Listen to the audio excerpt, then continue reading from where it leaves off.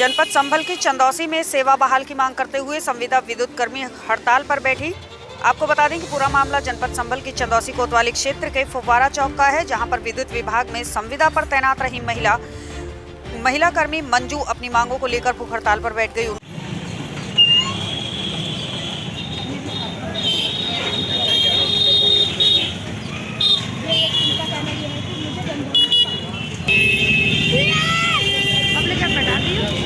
उन्होंने आरोप लगाते हुए कहा कि उनकी सेवा बिना किसी पूर्व सूचना के समाप्त कर दी गई, साथ ही उनका ईपीएफ का भुगतान भी नहीं किया गया। क्या नाम है?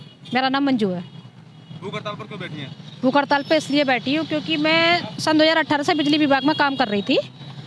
सन 2019 में हमारे ऑफिस में नए पुनीत दुबे जी आते हैं और जिस दिन से वो आए हैं उस दिन से पता ना उन्हें मेरी जातिगत लेके इतना भेदभाव रखा है उन्होंने कि 24 घंटे कि आप इधर ना बैठो, आप मेरे ऑफिस में मत आओ, आप ये मत करो, आप वो मत छुओ। मैंने उनका अनुसरण करा, इतने पे भी उनका हमारे महोदय जी का मन नहीं भरा, तो जगह पे जगह अपने साथ वालों को आंख मारते हुए कि मैडम आपको ये सुनाई दे जाता है, मैडम आप ऐसे ये कैसे कर लेती हो। मैंने फिर भी उसके टालती रही, मैंने चलो अधिकारी से कहने दो। सुनाई वाली बात क्यों कहते हैं वो? है ये उनसे पूछो ना।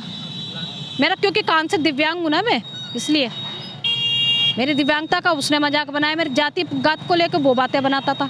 इसके बाद भी जो पहली बार लॉकडाउन लगा था उसने मुझसे साफ अपने जेई साहब से कह दिया कि मंजू जब मर चाहे सिम बंद कर लेती है, इससे सिम ले लो।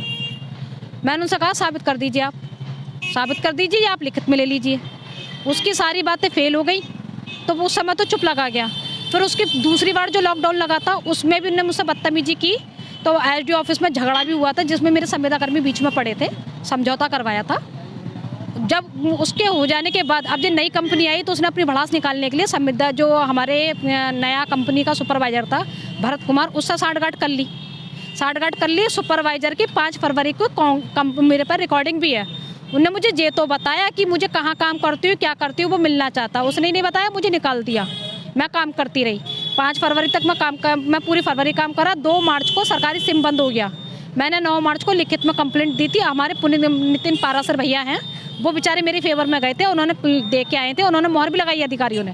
तब भी नहीं बताया, नितिन भैया को भी नहीं बताया कि मुझे निकाल दिया। तो मुझे तो सपने नहीं आ रहे थे। फिर जब हमारे संविदा कर्मियों ने जो नए पुराने कर्मचारी हैं नई कंपनी को जो अपना डाटा देने गए थे, तो मुझसे कहा कि बहन जी आप हमें दे दो, हम आपका डाटा आपका दे देंगे। मैंने डाटा दे दिया, मेरा डाटा भी उन्होंने रख लिया। मैं काम करती रही, पूरी फरवरी काम करा, पूरी जनवरी काम करा, वो फरवरी काम करा, पूरी मार्च काम करा। अप्रैल में सबकी सैलरी आई। जब सबकी सैलरी आई, मेरी सैलरी नहीं आई। मैंने जेई साहब से पूछा वरुण कुमार से, तब वरुण कुमार ने मौखिक रूप से बताया कि मुझे निकाल दिया गया, मैं विभाग में नहीं हूँ। तब मैंने 14 अप्रैल को जो हमारे बाबा भीम साहब का अम्बेडकर जी था, मैं उस दिन भी भूख हड़ताल पर बैठी थी, जिसकी आपने खुद ही बाइट ली थी और अखबार में भी मेरी निकली थी। उसे मैं एक्शन साहब महोदय ने आश्वासन दिया था कि आपकी कोई गलती नहीं है, मैं करवा दूंगा। तो पुरानी कंपनी से सैलरी तो दिलवा दी, पुरानी कंपनी से ना मेरा ईपीएफ क्लियर हुआ आज तक, ना नई कंपनी से सैलरी मिली है, ना मुझे कुछ बताया गया है। अतः मेरी 3-4 मांगे हैं कि मुझे पुरानी कंपनी से ईपीएफ क्लियर कराया जाए।